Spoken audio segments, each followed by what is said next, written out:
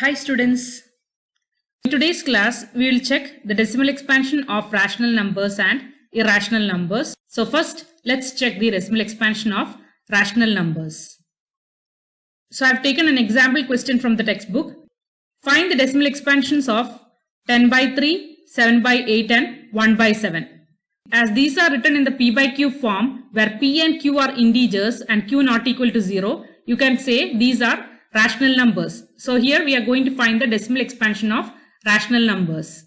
So let's take the first example, that is 10 by 3. So 10 is the dividend and 3 is the divisor. So in 10, 3 goes thrice, that is 9. So you get the remainder as 1. Now in 10, 3 goes again thrice, you get 9. The remainder is 1.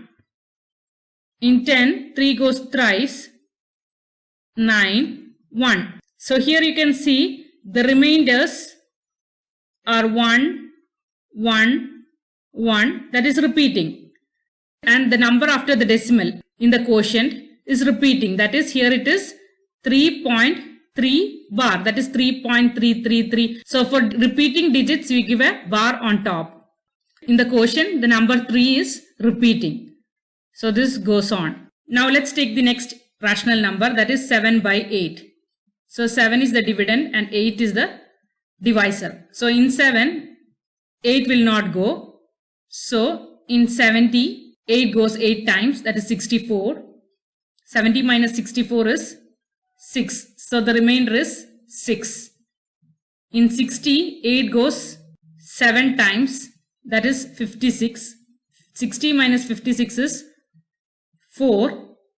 So the remainder is 4. In 40, 8 goes 5 times. So 40, the remainder is 0. Here you can see the remainders are 6, 4 and 0. And in the quotient, numbers after the decimal stops. That is, you get a terminating decimal expansion. Now the last rational number is 1 by 7. So 1 is the dividend and 7 is the divisor. So in 1, 7 will not go. So in 10, 7 goes once. So 7. 10 minus 7 is 3. So the remainder is 3. In 30, 7 goes 4 times. 28. 30 minus 28 is 2. So the remainder is 2. In 20, 7 goes 2 times. So you get 14. So 20 minus 14 is 6. So 6 is the remainder. In 60, 7 goes 8 times, that is 56. So 60 minus 56 is 4. So the remainder is 4. In 40, 7 goes 5 times, that is 35. So 40 minus 35 is 5. So the remainder is 5. In 50, 7 goes 7 times, that is 49. So you'll get 1 as the remainder. So again in 10, 7 goes once. So here if you check, you can see the remainders are 3, 2, 6, 4, 5 and 1. In 10, 7 goes once. So you get 7 and then again 30. That is, these numbers 3, 2, 6, 4, 5, 1 repeats. And similar way in the quotient if you check, you can see this block of digits repeats. That is, you get 0.1428571, 42857, that goes on. So you can write it as 0.142857 and a bar. That is, this bar denotes that this block of digits repeats after the decimal. So we have just taken 3 examples of rational numbers and you got terminating decimal expansion for this number and non-terminating and repeating decimal expansions here. Here just one number is repeating, here a block of digits is repeating. So we can conclude that is, if you take any rational number, you will get either terminating decimal expansion or non-terminating and repeating decimal expansion.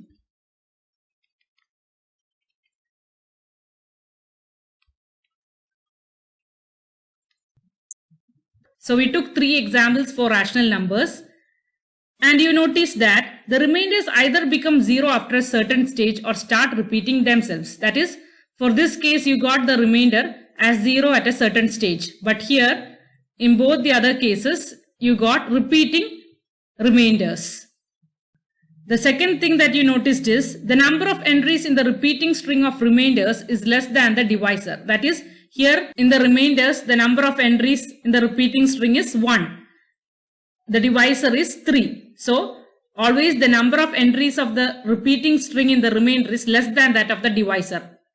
That is, here 1 is less than 3. Similar way, here if you see, you can see in the repeating string of remainders, you have how many entries? 1, 2, 3, 4, 5, 6 entries.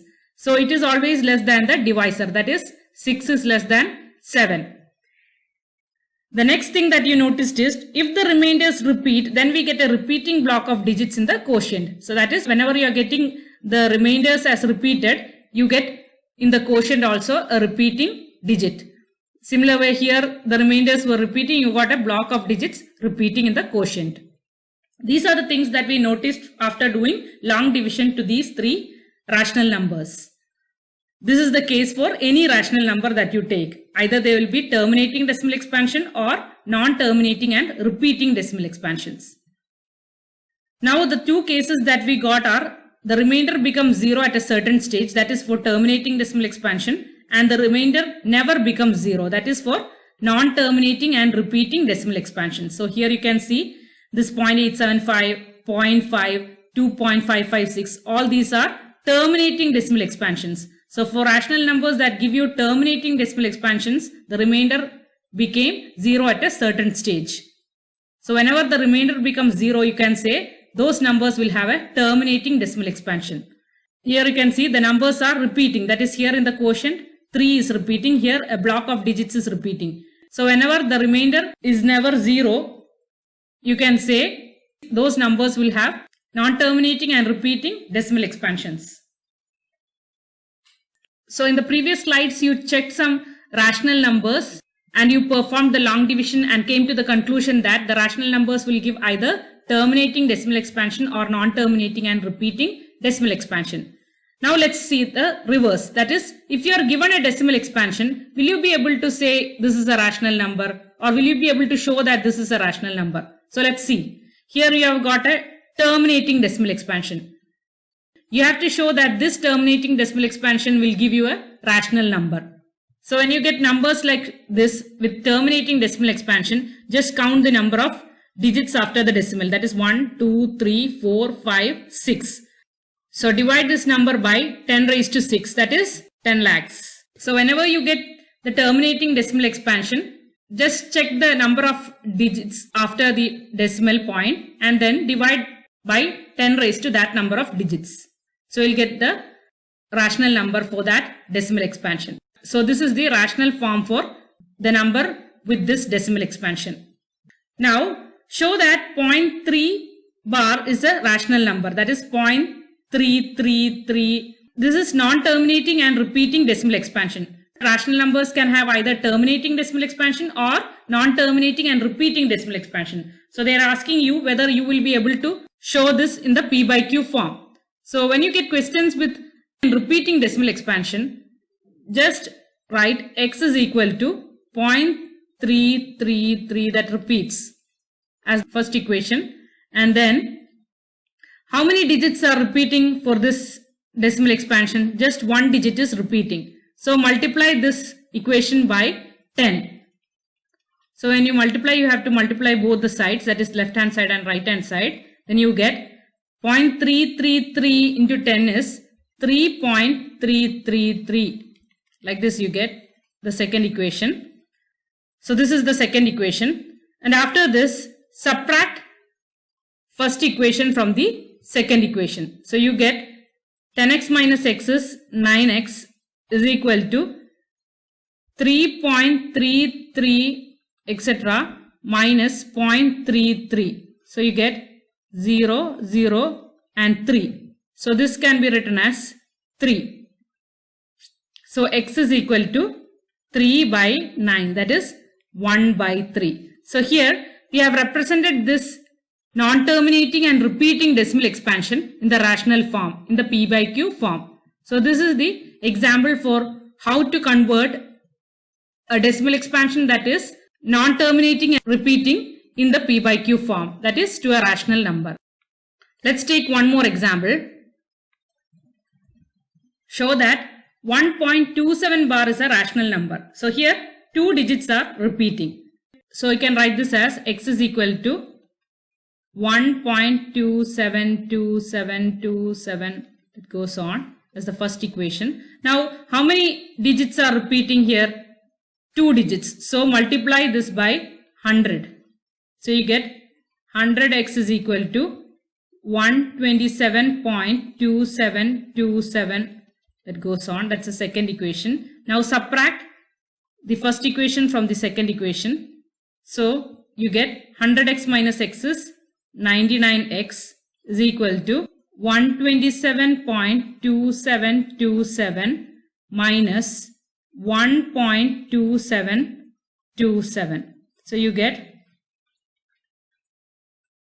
7 minus 1 is 6. So 126.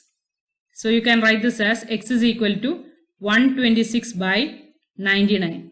So here 9 goes in 126, that is 14, and in 99 11 times. So 11 into 9 is 99, 14 into 9 is 126. So you can write this in this simplified form, that is 14 by 11. So this is the P by Q form, that is the decimal expansion that has non-terminating and repeating can be expressed in the P by Q form. That is, this number is expressed as the rational number.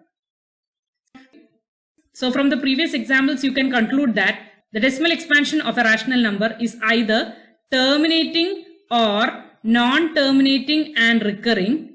And moreover, a number whose decimal expansion is terminating or non-terminating and recurring is rational. That is, a rational number will have either terminating decimal expansion or non-terminating and repeating decimal expansion. And if a number has terminating or non-terminating and repeating decimal expansion, that number will be rational. Now let's see the decimal expansion of irrational numbers. Irrational numbers are the numbers that cannot be written in the P by Q form. So here root 2 pi all cannot be written in the P by Q form. You might have seen pi written as 22 by 7. So you may think this is of the P by Q form, but this is just an approximation that is taken. This is not the exact value for pi. The pi value is 3.14159. This goes on. That is, it is non-terminating and non-repeating. Here, after the decimal point, you will not see any repeating digits. All the digits will be different and this numbers will go on like that. It will not stop. So we can conclude that every irrational numbers will have non-terminating and non-repeating decimal expansion. That is what is told here. The decimal expansion of an irrational number is non-terminating and non-repeating. That is non-terminating and non-recurring. Moreover, a number whose decimal expansion is non-terminating and non-recurring is irrational. That is, irrational numbers will have only non-terminating and non-recurring decimal expansions like this. We'll be doing the exercise questions based on these type of problems in the upcoming class. Thanks for watching.